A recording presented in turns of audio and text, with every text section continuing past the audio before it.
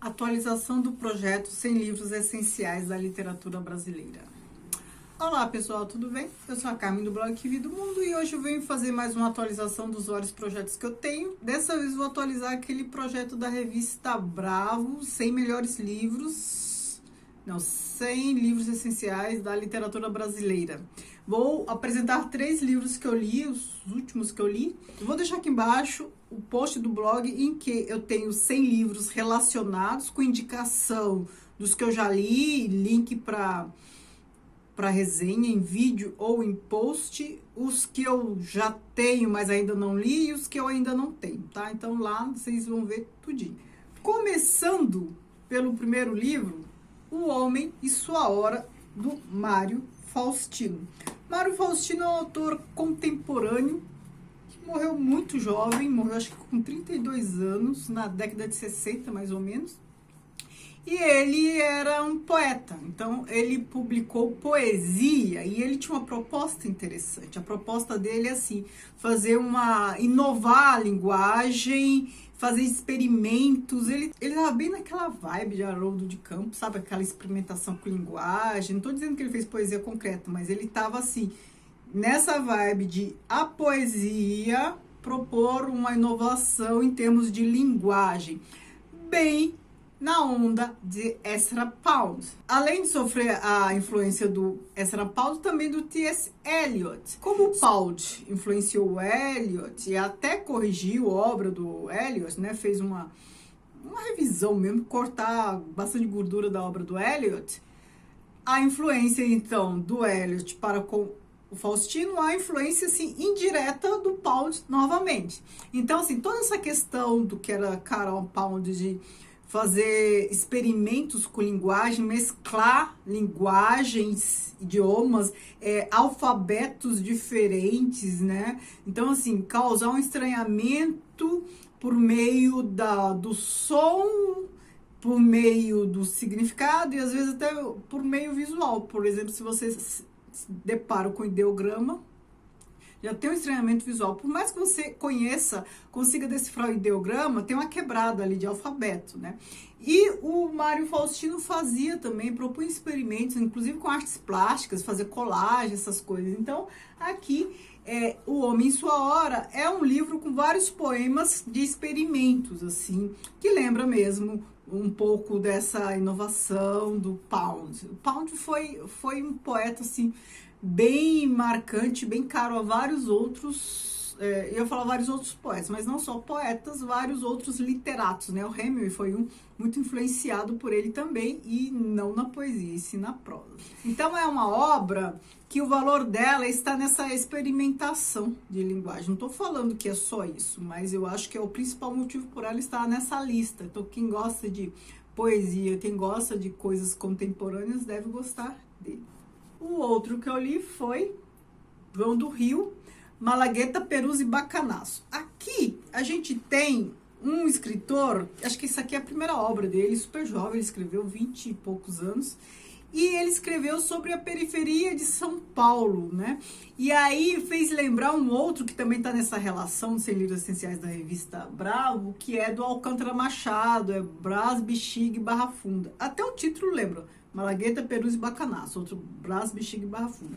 Aqui são contos de pessoas comuns nos bairros de São Paulo. Tem todo um percurso aqui. Lembra um pouco também Mário de Andrade, com toda essa questão da cidade de São Paulo. E em alguma medida ele lembra um pouco, mas aí não em relação à cidade de São Paulo, mas o tipo de construção literária que faz, lembra um pouco o Manuel Antônio de Almeida com os Memórias de Milícia, que apresenta ali uma pequena burguesia do Rio de Janeiro do fim do século XIX. Aqui ele está apresentando, acho que não são pequenos burgueses, é mais para baixo ainda. Seria o que hoje a gente chama de classe C, mais ou menos, da periferia de São Paulo.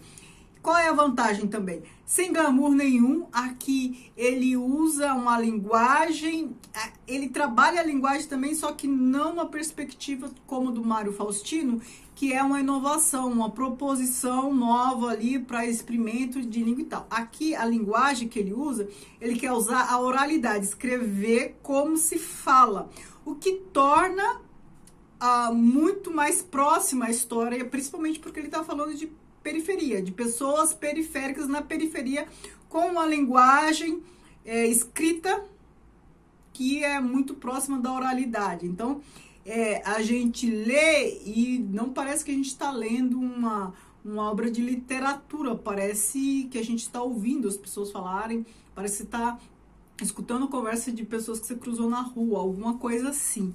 Então, é uma obra muito agradável de ler, é muito legal para quem mora em São Paulo, então fica mais agradável ainda, né? Porque reconhece algumas coisas, alguns tipos e alguns bairros. Aqui também, esse livro, acho que ele escreveu na mesma época ali, mais ou menos, do Mário Faustino, acho que década de 60. Este livro vai na contramão da erudição, do cânone, né? O que não quer dizer que não tenha valor, muito pelo contrário. Aqui é uma valorização, não é nem do coloquial, é uma valorização da oralidade simples, cotidiana, né? Da fala comum, do cotidiano, das pessoas que não tem nada de glamour, pessoas simples como eu, como você, em bairros simples como o meu, como o seu, com fala simples como a minha e como a sua. Então, pessoas que são protagonistas aqui da literatura, o que é muito legal. Hoje é muito comum, hoje a gente tem até protagonistas excluídos, né? Tem muita literatura aí que valoriza a diversidade e tal, mas na época isso não era tão comum assim. E o último lido, inclusive, Crônica da Casa Assassinada, do Lúcio Cardoso. Um livro, assim, bem impactante. Aqui a história de uma família que vive lá numa chácara, no sítio lá de Minas Gerais. E aqui tem a personagem principal, a Nina, que é uma mulher, assim, misteriosa. Ela é muito bonita, muito chamativa. Ela é uma pessoa totalmente fora do lugar. Ela se casou com um dos irmãos dessa família tradicional. Tem uma cunhada, que é o extremo oposto dela, é o duplo dela. A cunhada porque é casada com outro irmão. Elas são, na verdade, concunhada. E essa concunhada, acho que é a Ana fica na cola da Nina, porque a Nina é bonita, chama atenção, boa parte dos homens da história gosta dela, tudo gravita em torno da Nina. E essa cunhada ali, no encalço da Nina, marcando os passos, pegando as falhas, invejando, querendo pisar nas pegadas da Nina. É uma história muito interessante, com vários focos narrativos, né? Cada capítulo contado por uma pessoa, uma espécie de romance epistolar, não necessariamente cartas trocadas, mas é a carta de fulano, então tem a voz de fulano, o foco narrativo de fulano, aí depois é o diário de Beltrano, é outro capítulo, a perspectiva dele sobre a história, e depois é a confissão de Cicrano, e por aí vai. Então, assim, a história vai sendo contada, assim, a partir de vários pontos de vista, né? E aí a gente vai descobrindo o que aconteceu.